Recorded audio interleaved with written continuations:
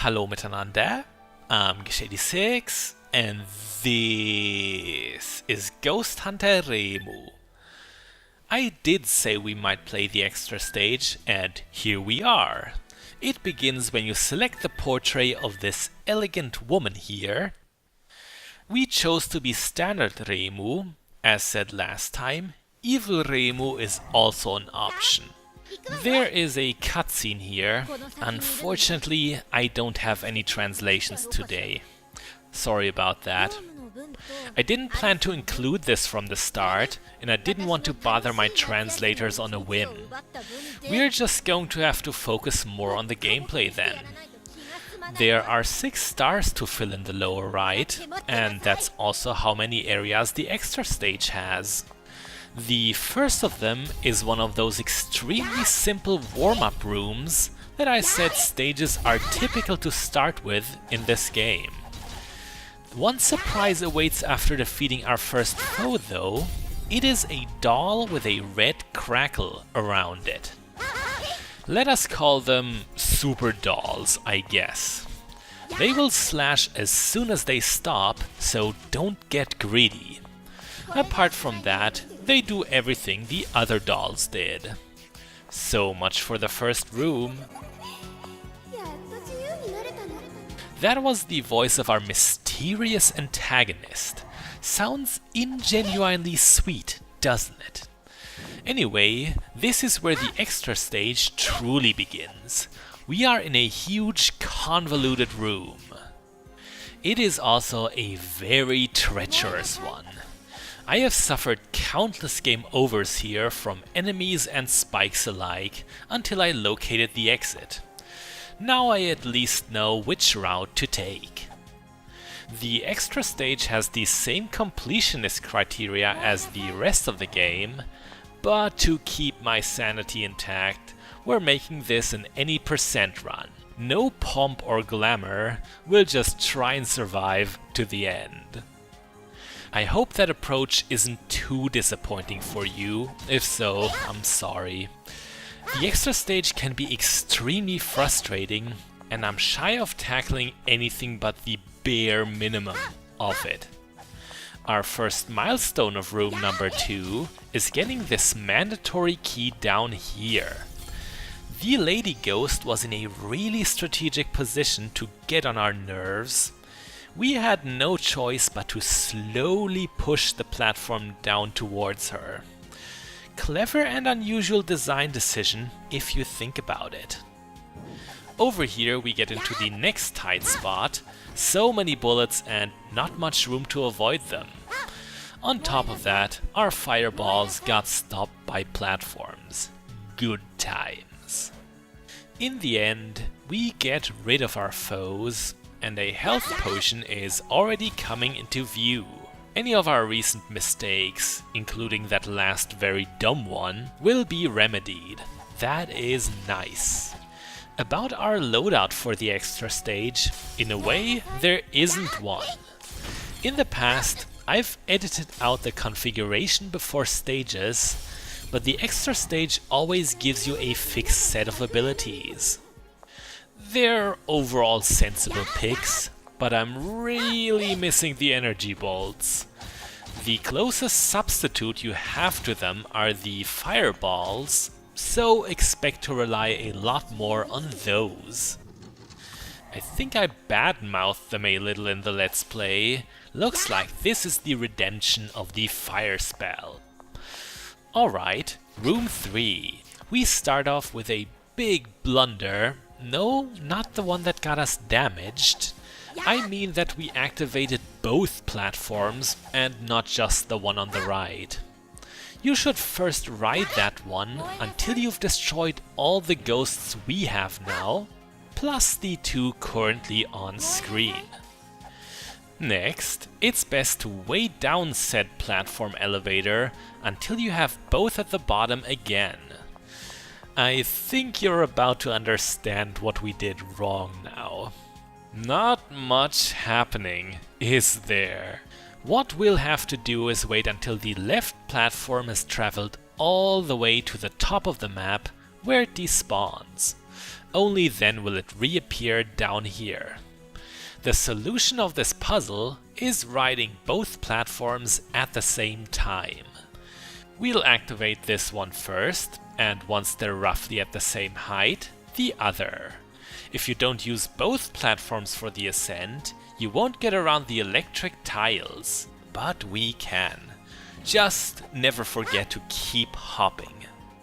When I first tried out the extra stage out of curiosity many months ago, this is where I stopped my run. All in all, it's not so bad once you understand what the game is expecting from you. I am not sure we ever encountered these elevator platforms in Reimu mode. They sync on contact with our heroine, making her feel bad about her weight. That's just too rude. Know that in Yomu mode, they are all over the place, so this would never be your first encounter with them. The key on the left here unlocks the very scary optional part of the section. You'd have to ride the center elevator back down once you grab it. On the way down, more enemies spawn, and if that wasn't enough, a deadly switch puzzle awaits at the bottom. No thanks. Section number 4 to me is the most indistinct in the extra stage. It has a lot of these skeleton turrets, I guess. I'm actually barely familiar with the layout of this part. One look at the optional passage to the right here, and it was the most natural decision for me to go the other way.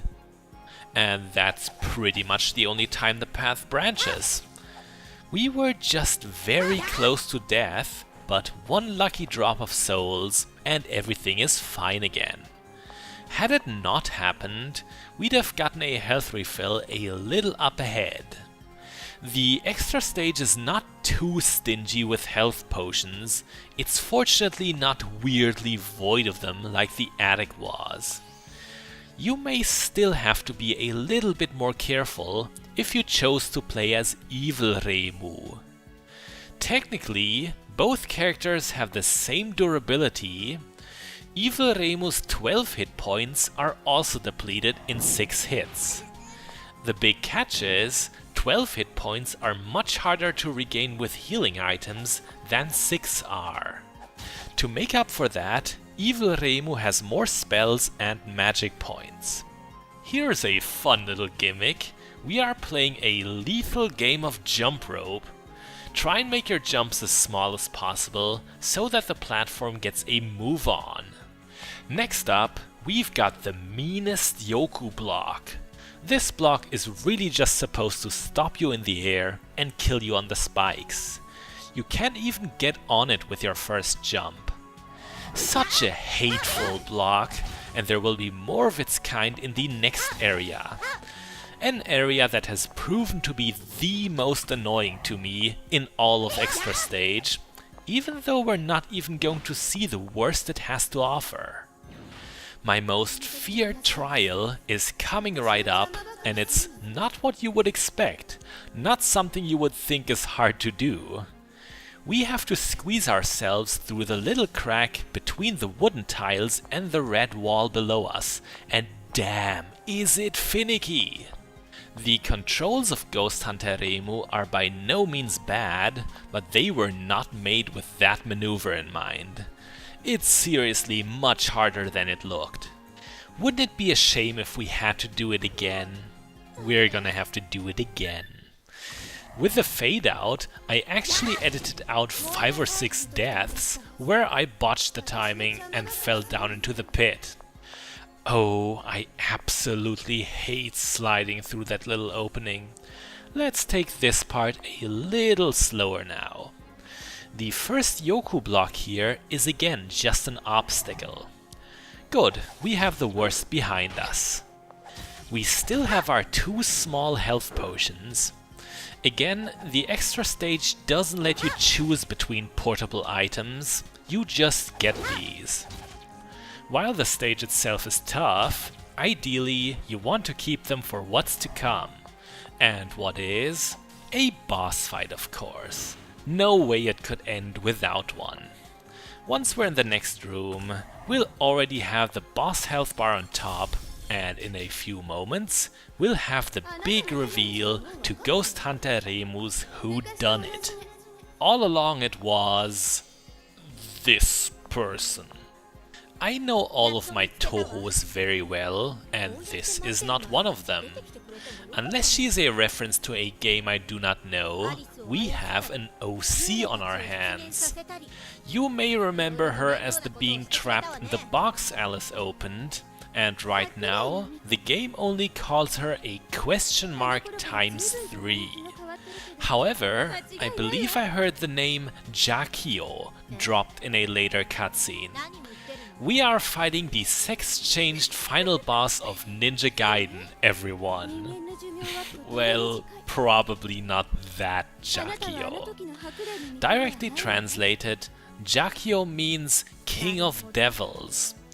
I don't know of a mythology that speaks of a Jaki-oh, so it might just be a generic title the makers of video games chose for their big bad boss demon. Good enough for me. She does wear a black coat over her robes, just like the stronger version of the Skull Conjurers did. A sign that they are in league and that the Jaki-oh is no pushover. I can already tell you that will be the case, but what did you expect from what should be our final test? Once we start slashing, you'll see that the Jaki-oh doesn't take much damage. She has more hit points than anyone else, that's for sure. A very common attack are knives looking like the ones the mannequin used. They are much faster and more numerous this time. They can also be slashed away while they're still on standby, but I wouldn't actually recommend you try. Throughout the attempt, I've learned that it's best to wait for the knives and dodge, and not to chase after them. Jaki-oh has more tricks up her sleeve, although she doesn't want to show them right now. She's happy doing the same thing very ineffectively. Here's something new, a big flashy pillar of light that lets comets rain from the sky. We've had similar attacks by other bosses before. It's not hard to get into the safe spots in time. There is an embarrassing secret to this move, you know. Did you see it? The huge pompous blast actually has no hitbox, only the comets do. That is very strange. You'd expect that to not just hurt, but maybe even for more than one hit point. When Jaki-oh falls under 50% of her health, she may summon this small demonic minion. He can't be killed, but these small fire wisps he lays down can be. Unlike the knives, these ones I do recommend you take out. If you don't, they'll explode into bullets that are not unlikely to hit you while you're otherwise distracted. And here's her probably worst attack. I usually fail at getting around it. Luckily, it is rare. This oh so imposing sword, however, is barely worth its build-up. Jaki-oh doesn't do much while it's conjuring bullets, and we could have gotten some really good hits in if we still had the MP for ranged attacks. Too bad. I said the demonic minions were indestructible, but they disappear after a while, only to likely be summoned again. Expect them to be around frequently as the fight comes to a close, and that it does for us. Jaki-oh is certainly dangerous compared to the other bosses, but not as difficult as I would have expected the Guardian of the Extra Stage to be. Who knows, maybe there's another phase if you destroy all the Netherworld seals. Wouldn't put it past this game with its multiple endings and whatnot. You know, I really like this hand-drawn end card here. That's a nice variety to the visual novel style sequences we've seen. A game should end in an unusual style, yup. I for example appreciate that the picture is mostly colorless. That really emphasizes the strongest ones, like Reimu's crystal blue eyes. I think I just sounded like the dorkiest art class teacher. Reimu, by the way, has canonically never had blue eyes. An oversight? Don't think so. What do you guess is BlueMica's favorite color? The good old fantasy seal completes our quest. Jaki-oh is neutralized. I wish the fantasy seal was an actual move you can do and not just a twice used plot device. And this was Ghost Hunter Reimu. Now I've really shown you everything I've wanted of it. It just didn't feel right to leave it after the finale or the bonus. This time I can promise you there won't be an extra bonus special director's cut episode. I know that getting complete kills and all Netherworld seals on the extra stage might be interesting, but I will leave that to people who are even more fanatical superfans of Ghost Hunter Reimu than me. Do these exist? Let's just assume they do. Anyway, the Let's Play has done something for me as well. I've only briefly played the extra stage and then laid the game aside for no good reason except mental laziness and other video games. Recording it gave me the motivational push to spend some more time, and only now do I feel properly done with Ghost Hunter Reimu. Here's the Jaki-oh again, baring her pointy teeth.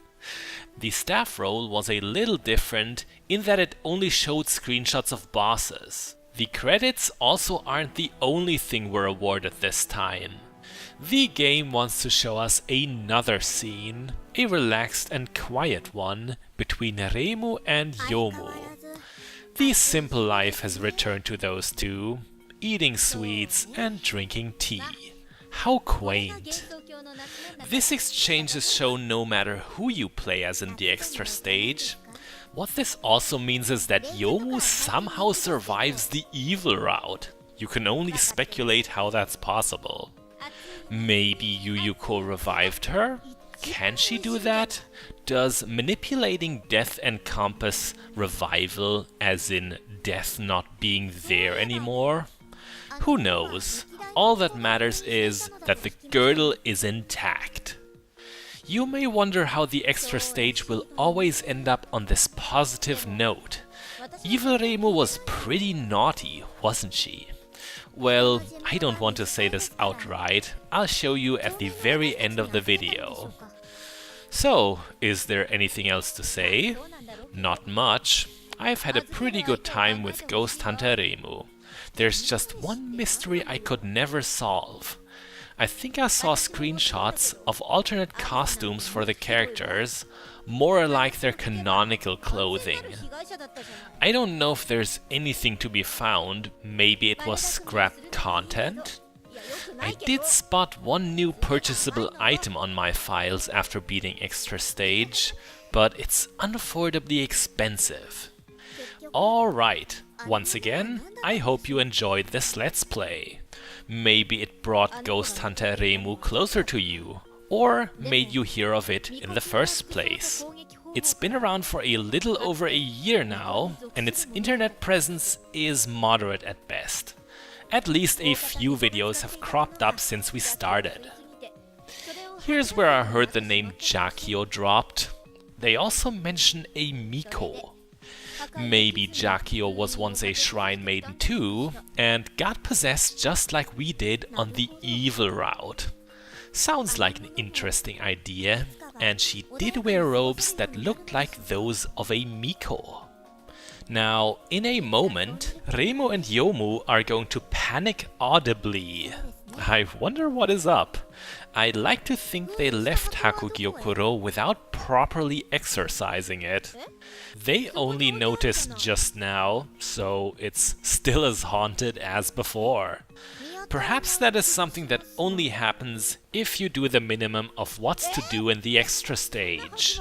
With that, I'm Gesh86. This was a truer ending to Ghost Hunter Reimu than the ones we've seen before. And now I want to show you how evil Reimu's extra stage ends.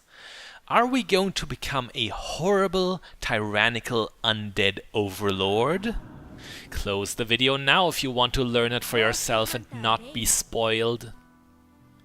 Nope, Yoku just comes along and beats up Reimu like it's nothing. It's not even a boss fight, you just lose by cutscene. A good ass whooping is all it took to lift the curse. Bis bald!